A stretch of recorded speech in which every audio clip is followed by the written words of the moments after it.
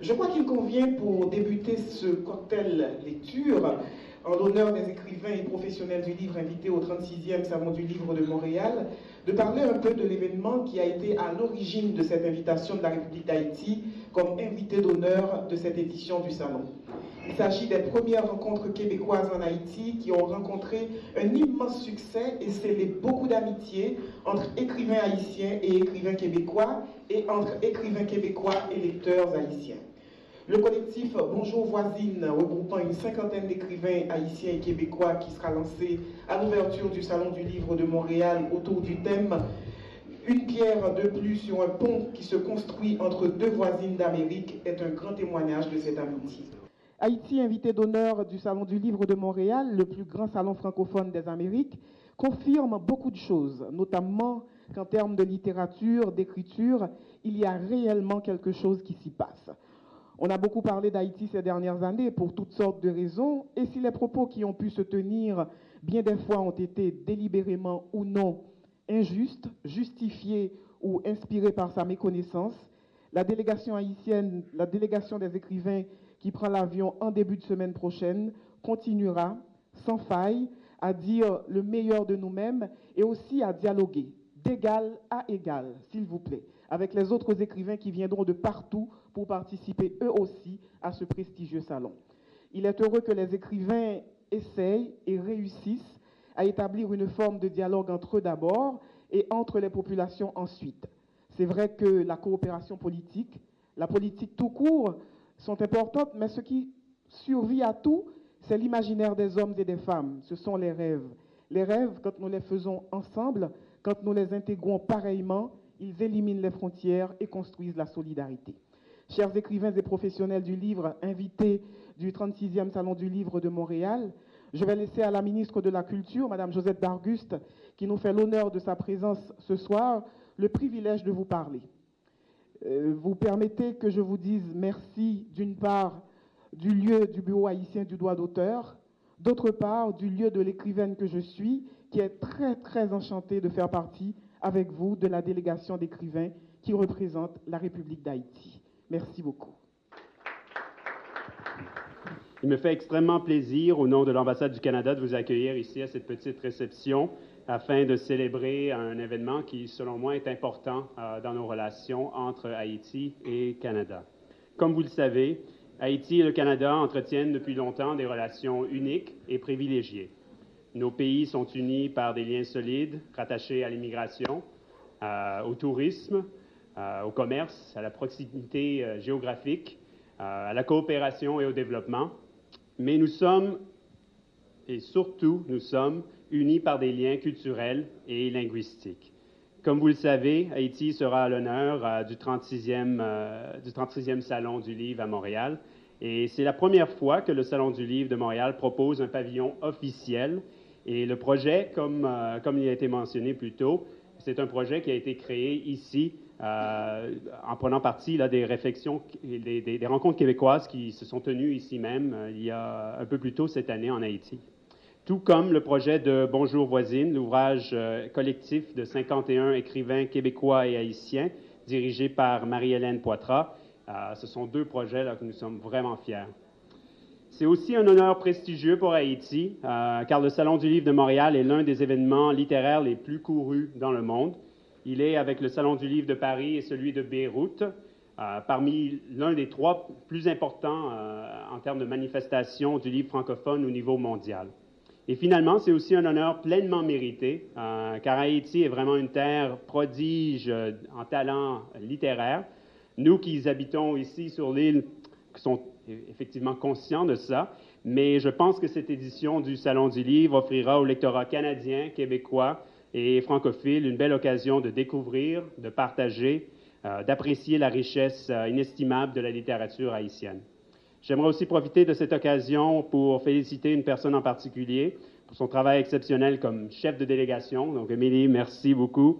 Je vous souhaite à vous et à votre délégation une participation au Salon du Livre des plus productives et j'ai aucun doute que le pavillon haïtien sera un grand succès. Finalement, j'aimerais conclure en souhaitant que les 2 prochaines semaines soient fructueuses en connexion au Canada et en Haïti. En fait, nous avons plusieurs fers dans le feu, là, si vous me permettez l'expression. Donc, il y a la délégation d'auteurs haïtiens qui se rendent à Montréal la semaine prochaine, mais il y a aussi une délégation commerciale, une mission commerciale qui va être là aussi en même temps. Donc, vraiment une bonne opportunité pour développer des partenariats et des opportunités d'affaires entre nos deux pays au niveau des personnes et aussi des entreprises. Donc, aux deux délégations, bon succès. Et je vous suggère d'apporter vos tuques et vos mitaines parce qu'il fait un petit peu froid à Montréal. Mais cependant, on va être très chaleureux du côté québécois et je vous remercie de votre attention et bon succès pour cette délégation. Merci. Ma présence ici ce soir, en prélude à la 36e édition du Salon du Livre de Montréal, le plus grand salon en Amérique, n'est pas le fait de circonstance.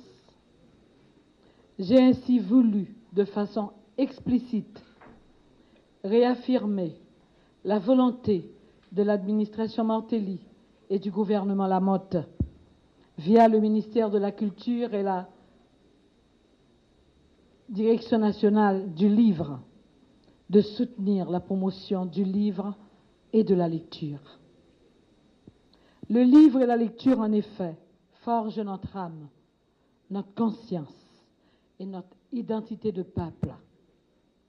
Il est bien de rappeler la place privilégiée et singulière du livre sous toutes ses formes, dans les apprentissages comme dans la création.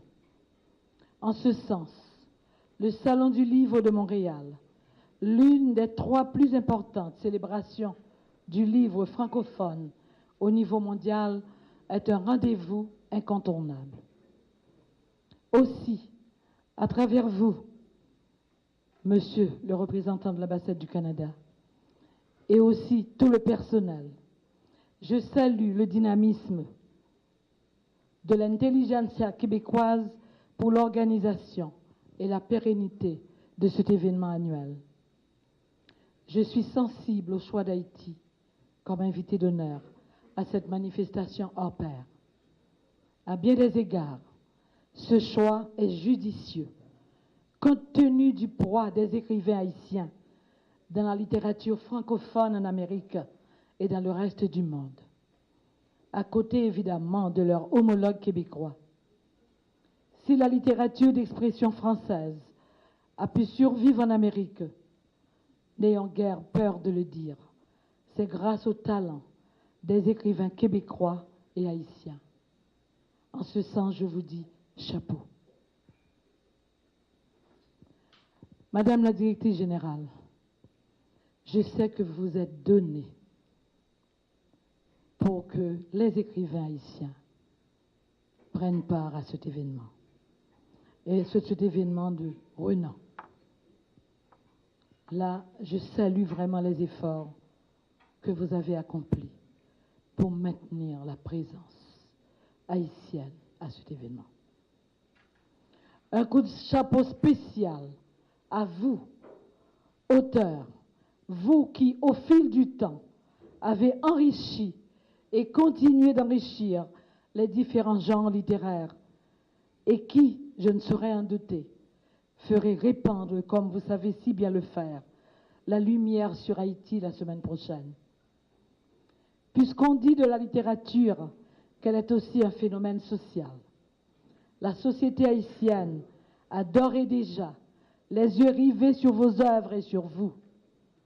Je suis persuadée qu'avec vous et tous les autres écrivains, l'aventure sera bonne à la place Bonaventure, où sont attendus plus de 120 000 visiteurs, acheteurs, lecteurs, journalistes, éditeurs, bibliothécaires, venus des 4 coins du monde, avec pour objectif de promouvoir le livre et la lecture, en favorisant le contact du public avec les écrivains et la production littéraire. Hommage donc à tous les Montréalais et les Québécois qui, en 1950, avaient pris l'initiative de créer ce qui était au départ un petit événement et qui est devenu par la suite cette grande manifestation où les responsables rivalisent d'imagination pour séduire les invités. Longue vie au Salon du Livre de Montréal. L'avenir du livre que l'Internet ne saura jamais remplacer. Merci. Le carton d'invitation de l'ambassade du Canada en Haïti, le jour de la fête nationale, a imprimé en 3 parties, qui sonnent comme une menace. Si tel objet n'est pas visible, vous ne pourrez pas, vous garez pas, si pas ceci, vous pourrez pas cela. Étrange. Cette coutume adoptée depuis quelque temps par des États occidentaux de vouloir vous inviter dans leur bancaire en vous traitant comme des ennemis et en faisant comme si vous étiez plus riche que et disposé à volonté d'imprimantes, d'encre et de papier. Il pleuvait des oiseaux de Jocelyne Saucier. Lorsque le roman respecte la poésie, ça peut faire de belles choses. Dany. Oui, Dany. Patrimoine national québécois.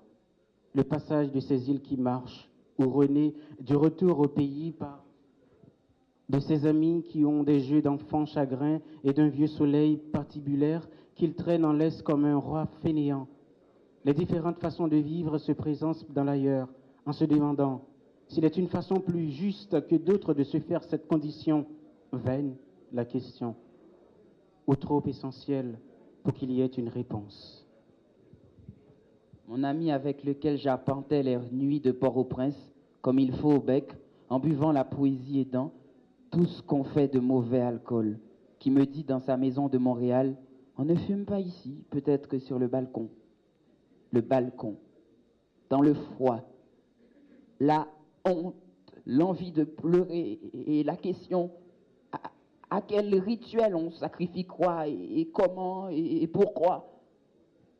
Quand les hommes feront d'amour, quand les hommes vivront d'amour, quand les hommes vivront d'amour, quand les hommes vivront d'amour.